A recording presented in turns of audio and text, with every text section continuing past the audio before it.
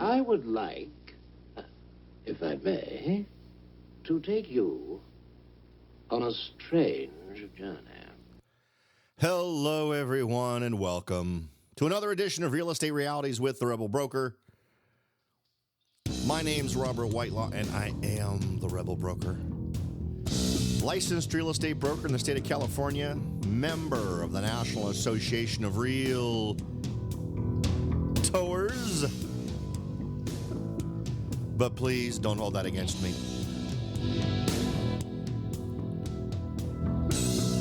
Welcome to it, everyone. Today is Tuesday, August 9th, 2016.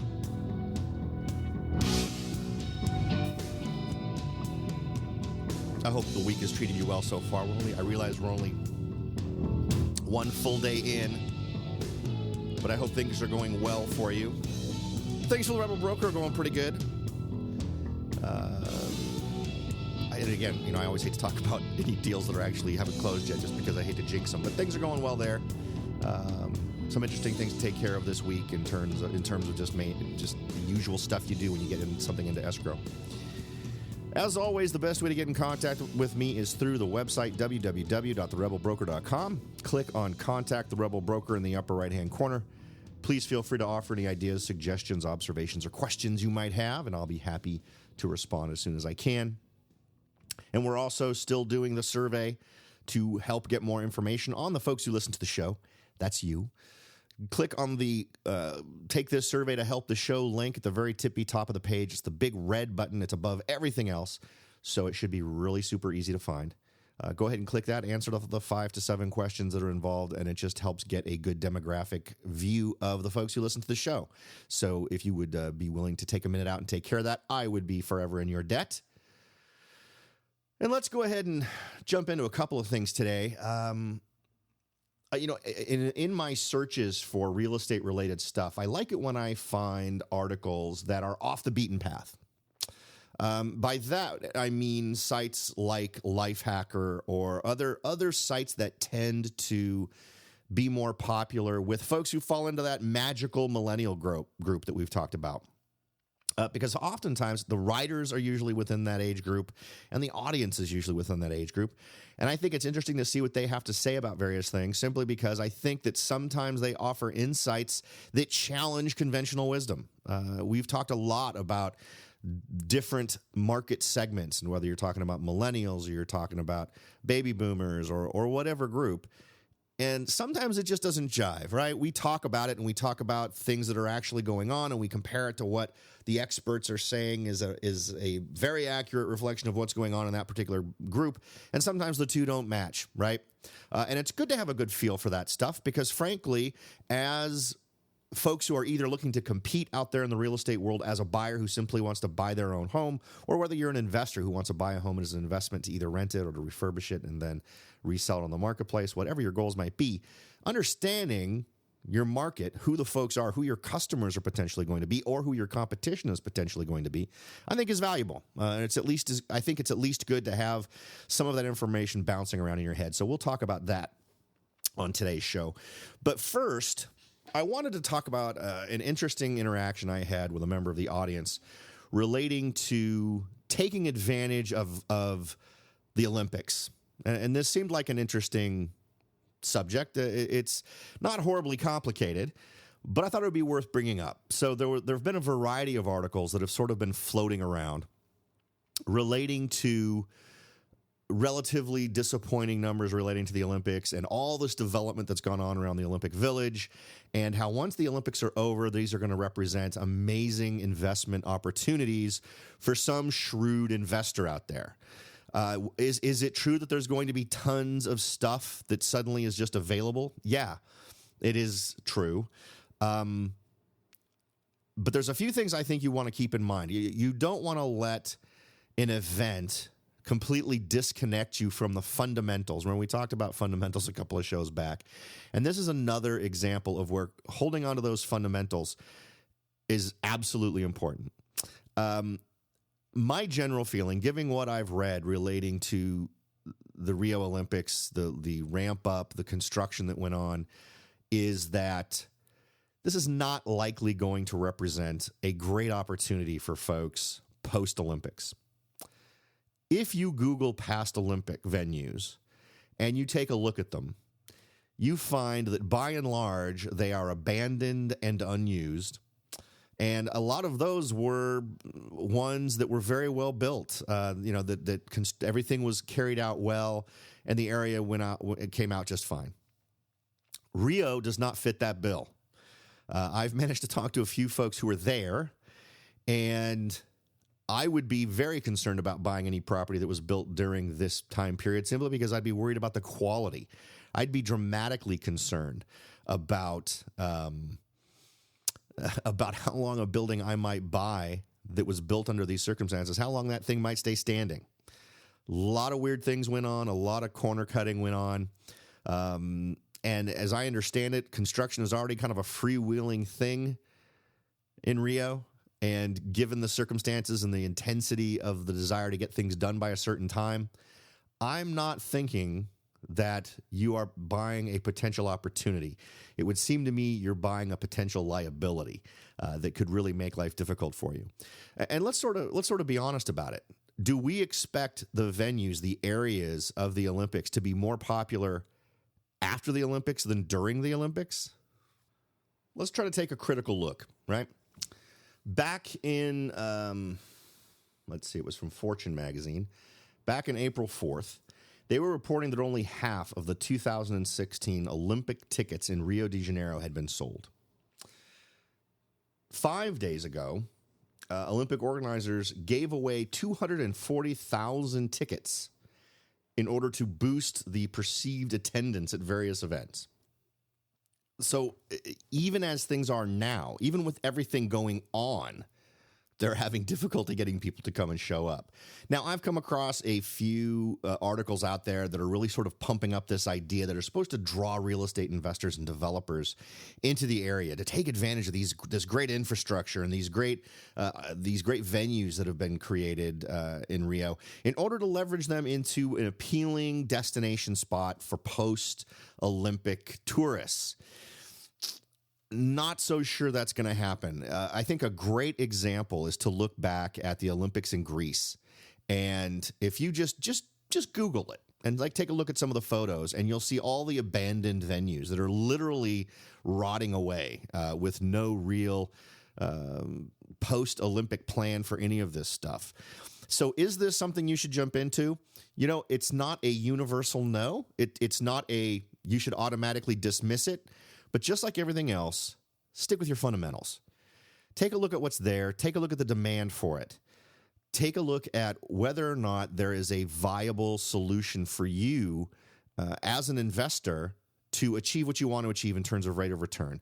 And if it doesn't beat the rate of return that you can get here in the United States doing a typical transaction, I'm going to strongly suggest you stay away from it.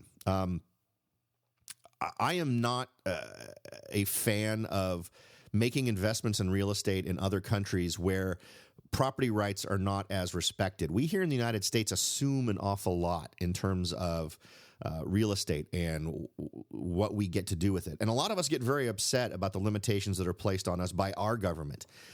You might be a little bit stunned to discover that most other nations don't respect your property rights even as much as the United States currently does. And while we've seen a very clear erosion in those property rights over the decades, it's still nowhere near as bad as it is in some other areas where while we've got eminent domain here in the United States, that's at least a process involving taking your property. In many other countries, it can simply just happen with the wave of a pen.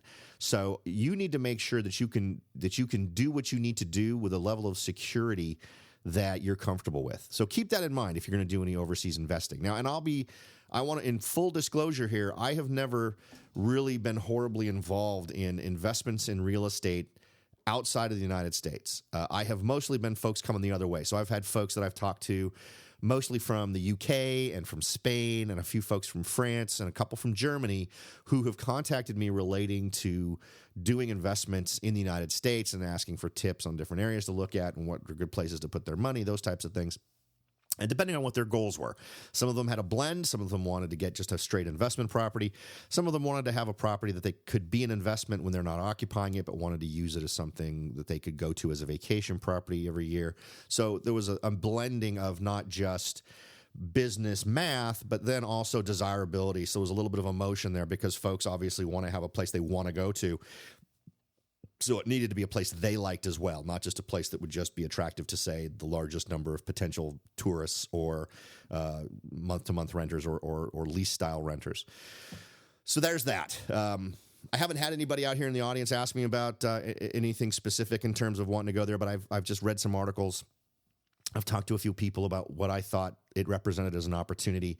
And if you just go by the history of other Olympics and what did and didn't happen after the Olympics were over, I just don't see it as something to get hugely excited about, particularly when if you place that sort of on a scale of risk, right? If you've got 1 is zero risk and a 10 is super risky, you're going to be able to make more money on relatively mundane deals here in the United States than I think you're going to potentially make on some of these other ones. And that's just a question not really of taking my advice. That's really a question of just sort of, again, paying attention to those fundamentals and making sure that all of these things live up to a standard that you're comfortable with in terms of what you want to do with your investment. Okay. So another thing I kind of wanted to touch on today, and this is something that I've talked to folks in the audience about, is overcoming that first hurdle of fear. And this is a weird one because, you know, I think it's a ridiculously personal thing. For those of you who've been listening for a long time, you know I've been doing real estate for a ridiculously long time. I've been giving people advice on investing in real estate since 1988, probably more effectively in the mid-90s once I started to get a lot more experienced. But the reality is I never really jumped in on a lot of that stuff myself. It was always enticing. The numbers would work. And for whatever reason, I'd hang back. There was a hesitancy in me in jumping in. And I think that I don't want to get too stupidly personal. I mean, I'm happy to share what I think is sort of what really tipped it over for me. But I think we each have this threshold relating to fear and relating to things that we're just not willing to get into. There's a laziness and comfort as well that people need to get comfortable with. I mean, if you're making ends meet with a little bit left over at the end of each month, maybe there's the whole, well, you know what, I have a roof, I can afford to feed myself and things are going fine. Maybe it's a difficulty actually imagining an existence where money wasn't even really a worry, where you were making enough in your investments where you could choose whether or not you had a regular job on a day-to-day basis, or whether or not you really ever needed to worry about whether or not you're going to have enough at the end of the month to pay the bills. Maybe imagining that is difficult. And a lot of people phrase it as freeing themselves, financially freeing themselves, right, from having to have that be a major concern and having enough things going on in their lives that supplement what you do on a day-to-day basis. But how do you overcome that? Now, we've talked about this from a math standpoint. We've talked about it from a motivation standpoint. We've talked about it from a setting goals standpoint. And all of those are valid. But I think for each of us, there's a question that needs to be answered that can't be answered by anyone but you. And I'll go ahead and share with you what mine is. And I'm not going for, I'm not looking for us to become soulmates or anything like that. I'm just sharing this because I think it's what kind of pushed me over the edge, because it's absolutely the line in my head between when it became absolutely, I was totally willing to go all in, was after this event. And I had done some investing before, but at a risk level that was ridiculously low. And I think what did it for me was my divorce. Not to get too mushy about anything, but it was one of those things where if you have a thing in your life that you have 100% faith in, right? If someone were to say, what is something you feel like you could count on no matter what? I would have, prior to my divorce, I would have said my marriage. My wife and I are really on the same page, and there was this level of faith in it where I had no question in my mind about how rock solid it was, how healthy it was, or how healthy it could be when you've got a situation where you can afford to spend more time on it and you invest the time.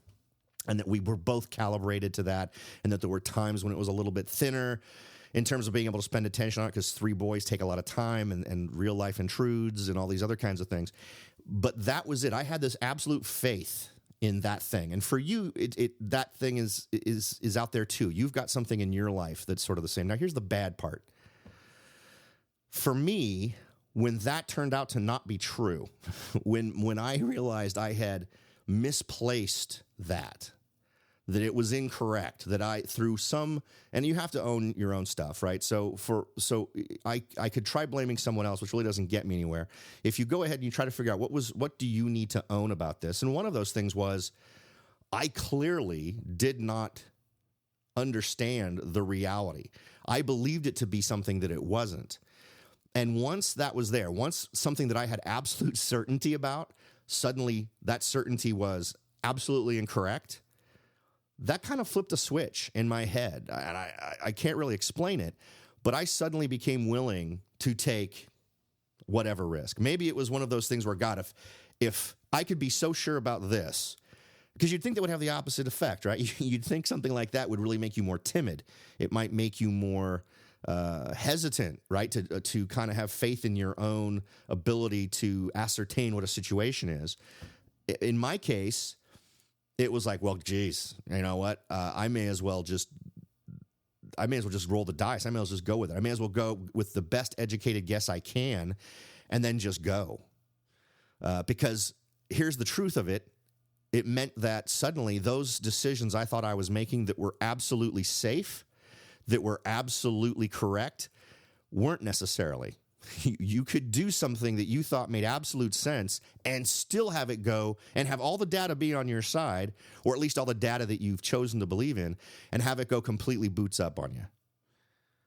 So if you're going to make that mistake, if that judgment or that potential error is going to exist in your life, why not make it when taking a chance on achieving something that is likely going to free you up in some way, right?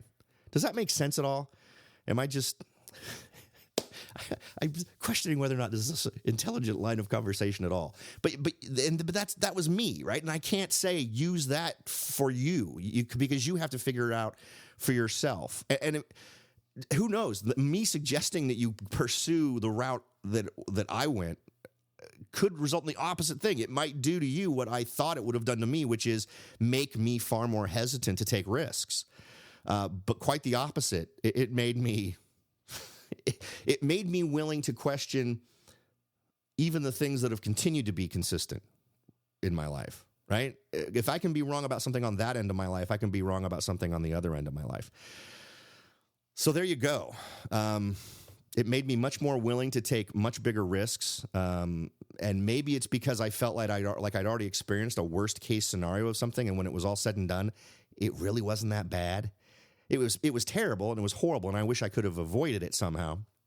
But the reality is I was still alive. You know, the next day I may have been not a happy camper, but I was still there, right? Things were still happening. The sun was still coming up. My boys still needed to have breakfast made. The things that are most important to my life were still there in terms of my sons. So stuff had to happen. Everything had to continue on.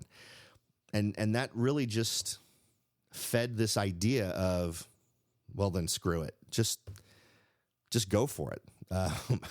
And I know I get that sounds a little odd, but there it is.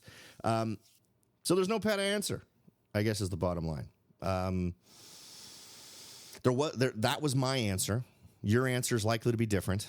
But you've got to, I think, and maybe it doesn't need to be as melodramatic as mine.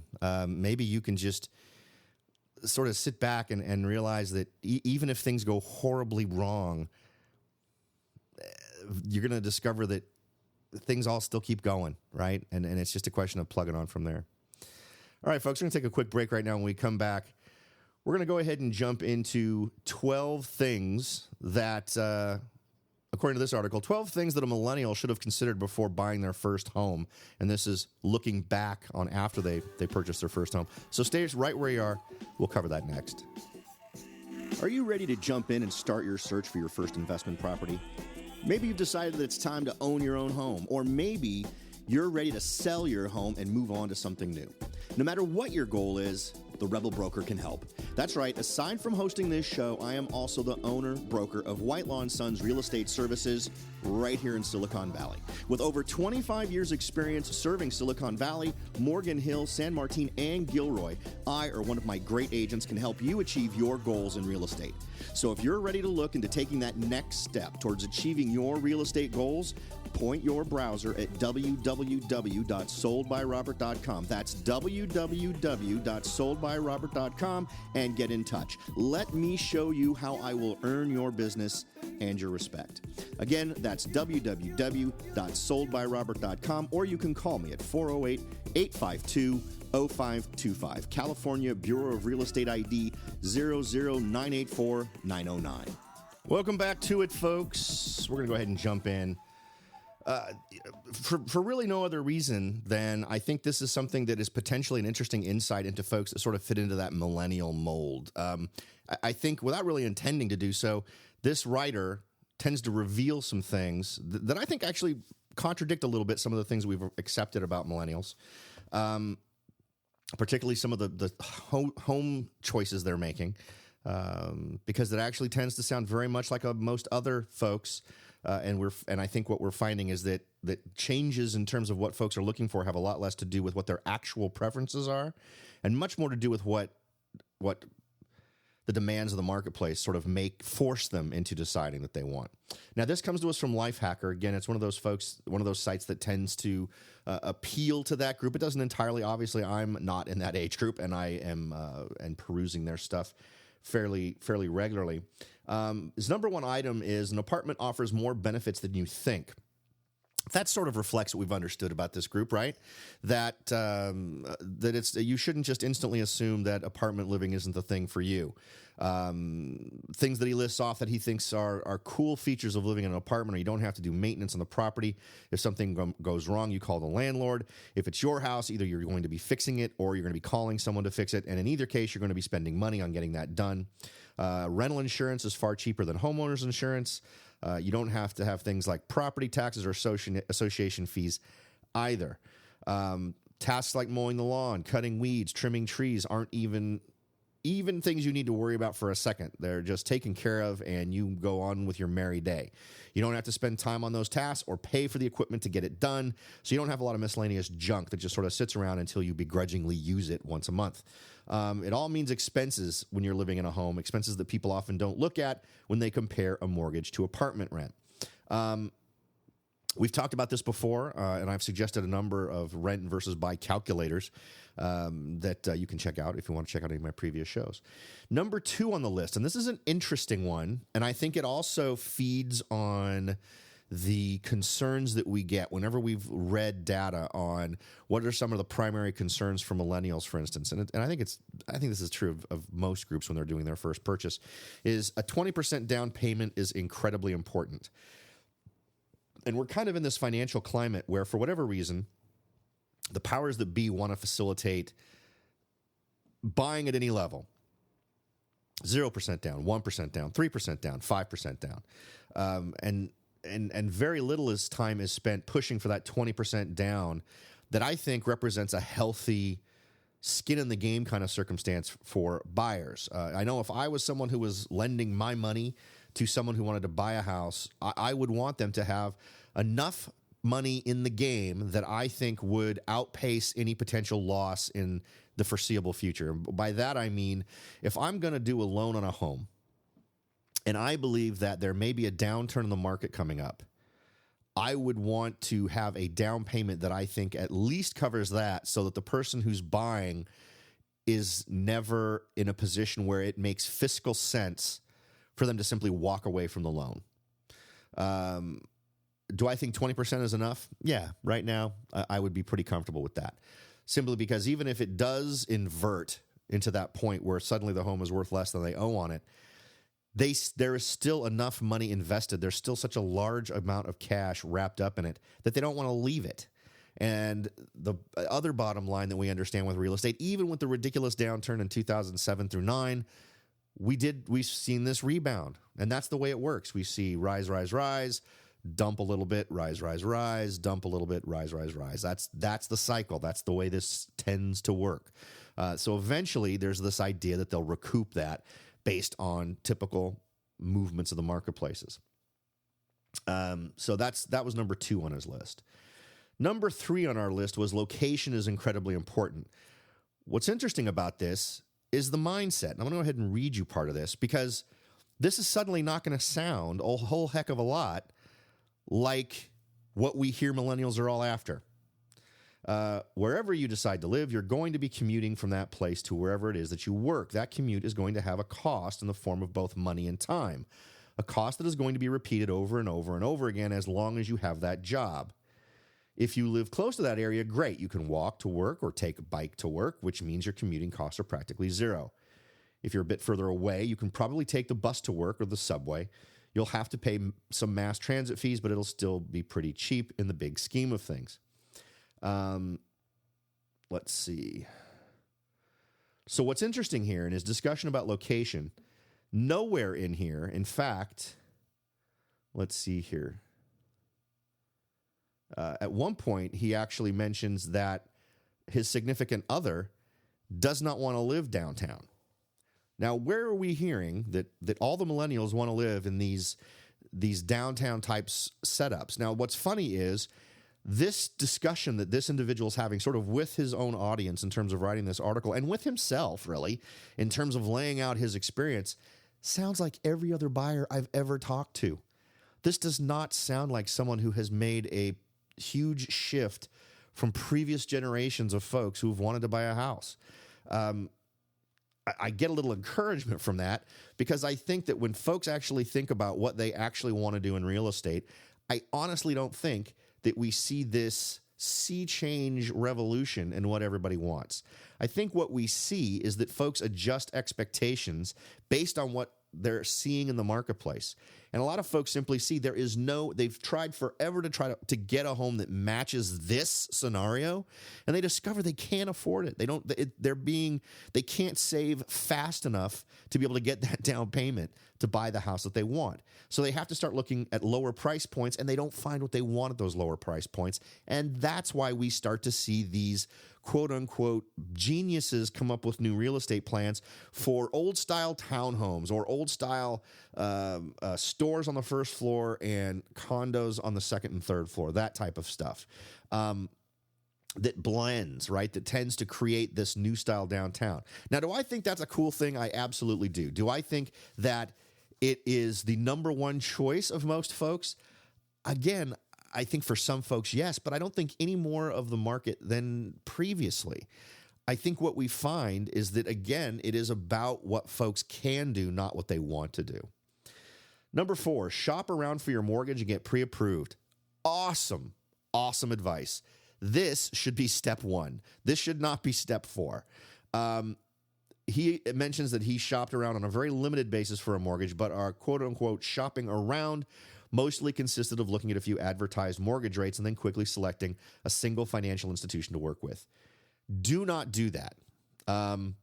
Pre-approval is ridiculously important, and it's also ridiculously important for you to treat it like you would treat buying a car or anything else. Unless you're the kind of person who walks into one place and buys the first car you see. You should get at least 4 different folks bidding for your business. And I'm going to strongly suggest, now I've updated this list. I'm going to strongly suggest that you try an online lender like Quicken Loans, who I have yet to hear anything negative from anyone. I've gone through their application process in pursuit of my real estate goals. My pre-approval letter is ready to go. I can click a button and enter the address and the amount that I want to make an offer on and have my pre-approval letter right away. But keep in mind that's true of most lenders now. The VA company that I work with, Veterans United, who provides loans, generates the same thing. So I get a link and I can input the address and I can input up to their pre-approved amount for a pre-approval letter. Very slick, very cool, and it changes the process completely. I used to have to call every single time I needed a new letter for a offer. Interesting side note, these particular clients, at one point we had 6 active offers in place. So I needed 6 different pre-approval letters, one for each property, and that made that process easy. And the other cool thing is, for each one of those properties, I had a fully put together offer package within 45 minutes to an hour and a half for each one, depending on how many documents needed to be signed for those. So streamlined, so awesome. Love that. So you're going to want to find out how tech savvy these places are you're borrowing from in terms of making it easy for your agent to be nimble in the offer process, because as we know, competition is stiff out there. So you need to be able to act quickly. However, as I said, an online lender, Quicken Loans is great. Maybe one big bank, maybe it's the bank you bank with where you have your checking account because they know you. Check with them and see what they'll offer you. Go with a credit union if you have access to one, maybe a small local union, and then a small local bank that can do direct lending, and a mortgage broker mixed in there too, who can show you a bunch of different options. And if you are someone who's even a little bit savvy about this stuff, you're going to say, "Whoa, Robert, I'm going to have a ton of different credit checks on my credit thing, and suddenly everyone's going to be asking me, well, why is this? What are you doing? Are you buying something else?" All you need to do is write one single letter explaining that during the loan shopping process, you had 4 different, 5 different, 6 different, however many you did, institutions do credit checks on you in order to determine your credit worthiness.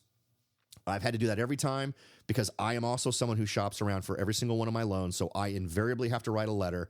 In fact, the last time I did it, I used the same letter that I had written 2 years before. I just changed the date, and it works for everything. Number 5, go minimal when you're choosing a home.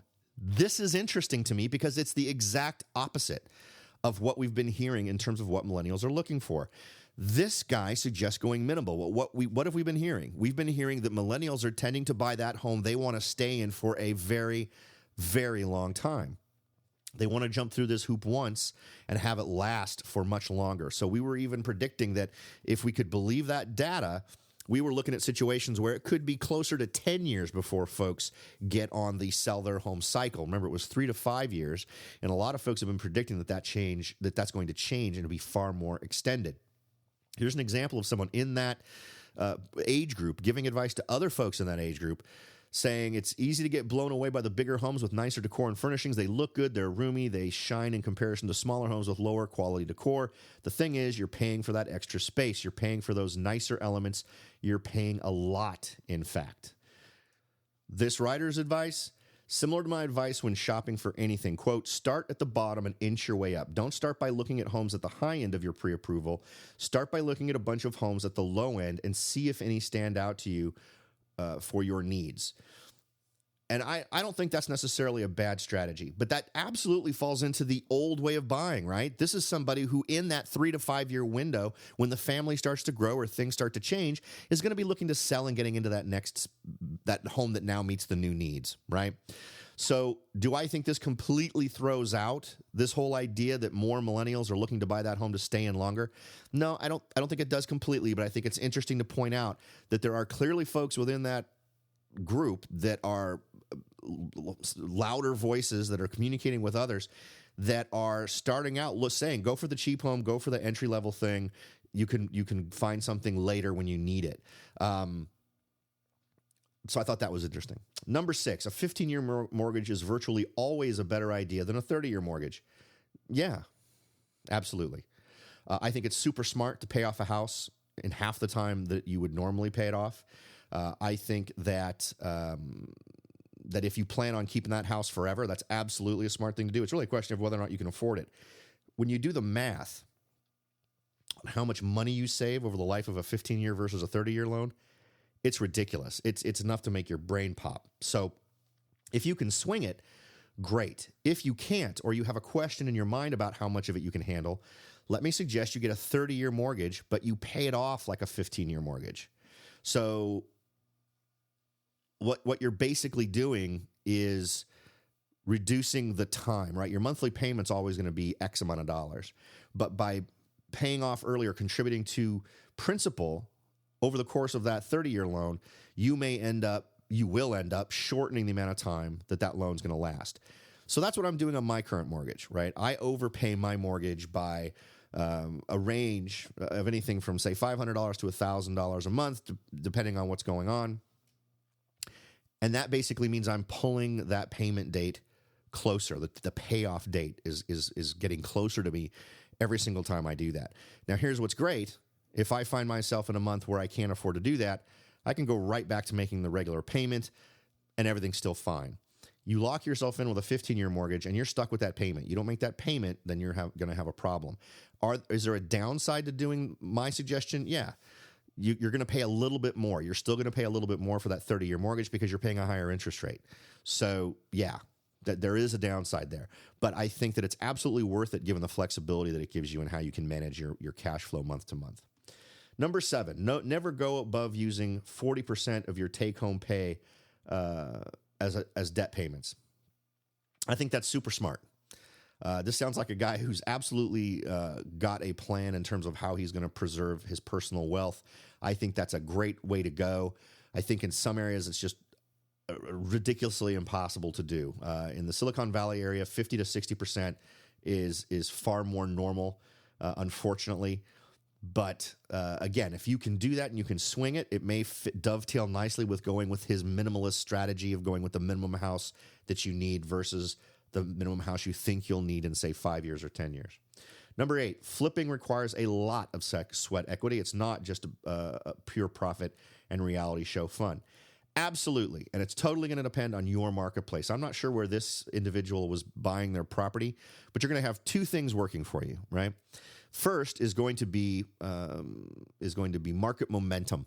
If the momentum is working for you, every single day you hold that property, its value goes up. It's also going to be assumed here that you have purchased a property that is deficient in some way. That's the purpose of a flip, right? It's cosmetically got a ton of things wrong with it. It screams 1985 every time you walk in there. So there's things that you need to do to bring that thing up to date, but it's all cosmetic.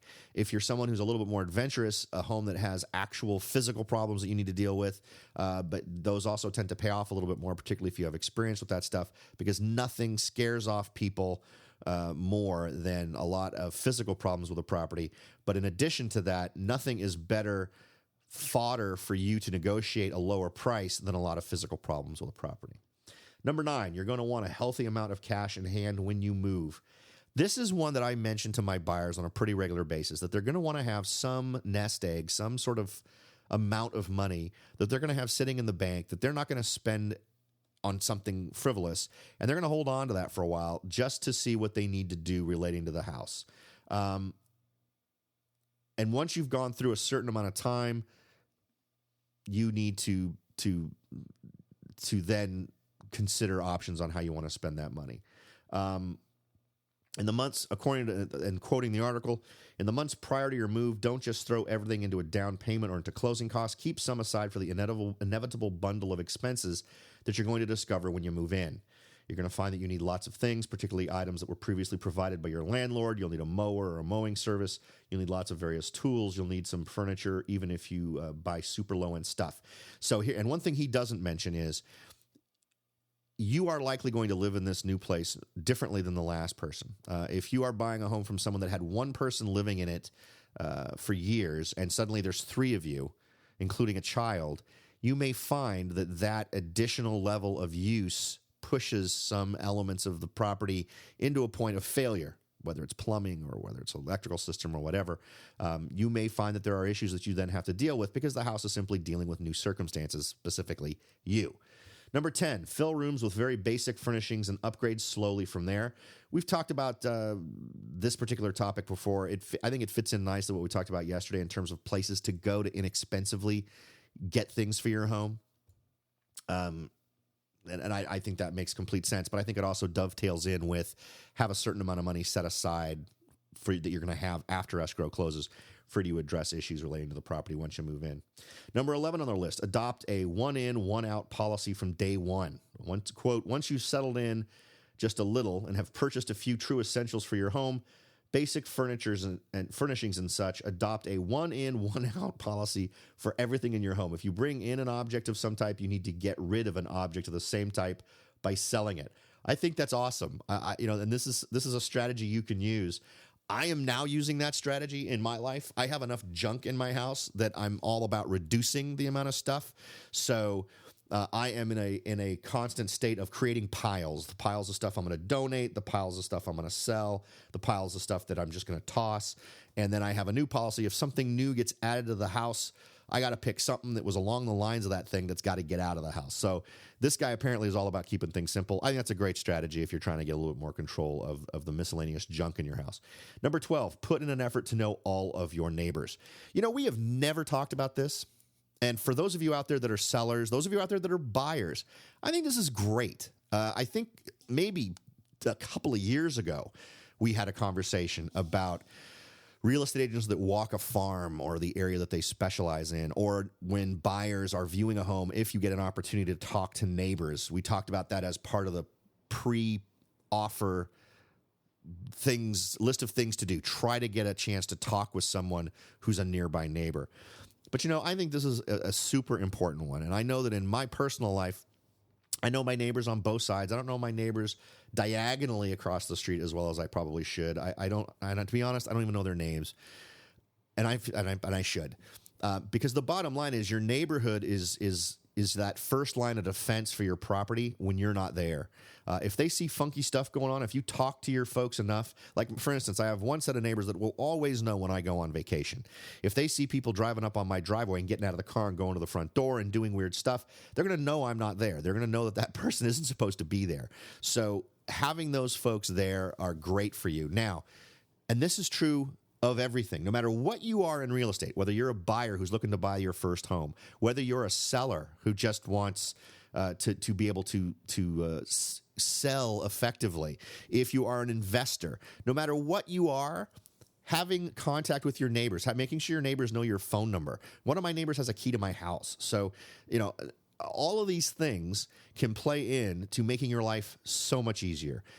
Also very, very true of investors. If you have an investment property, it is ridiculously valuable for you to know what's going on, for you to know your neighbors. Because here's something else. You're putting a level of trust into your property management firm. And if they're not informing you that something weird's going on at your house, your neighbors will.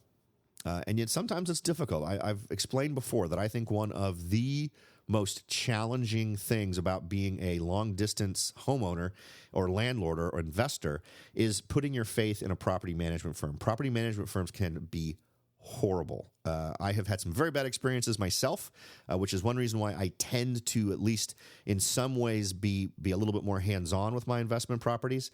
So take that for what it's worth, but I'll tell you what, good neighbors are great informers when it comes to keeping an eye out on your property. So keep that in mind as well. So that was his 12 points. And he was sort of basing this off of his first-time experience, and I thought it was interesting. He offered a couple of insights that I think actually contradict the common narrative for folks in his particular age group, and sort of reaffirm that there is still folks in that age group that are very much in the same sort of mindset as folks that we've worked with in the past, folks that have been part of every different generation of buyers going as far back as I can remember. All right, folks, I really do appreciate you taking the time to make this show a part of your daily routine. Please feel free to go over to www.therebelbroker.com and get in contact with me by clicking the Contact the Rebel Broker link. And, of course, please do click on the Support the Show by taking the survey link and answer those 5 to 7 questions.